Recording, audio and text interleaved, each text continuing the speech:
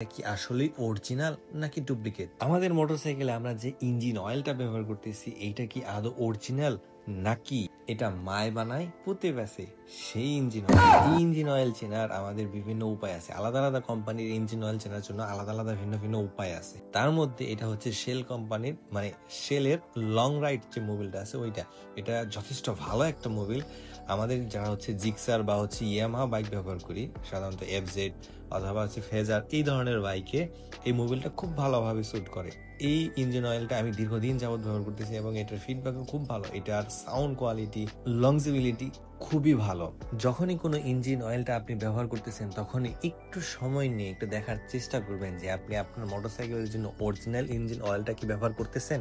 আর এটা চেক করার জন্য প্রত্যেকটা বোতলের মধ্যে, অর্থাৎ প্রত্যেকটা ইঞ্জিন অয়েলের বোতলের মধ্যে ভেরিফিকেশনের জন্য স্ক্যানার অথবা বিভিন্ন ধরনের কোড থাকে, এগুলা যাচাই করবেন। আর আমি আপনাদের সেটা দেখিয়ে দিব।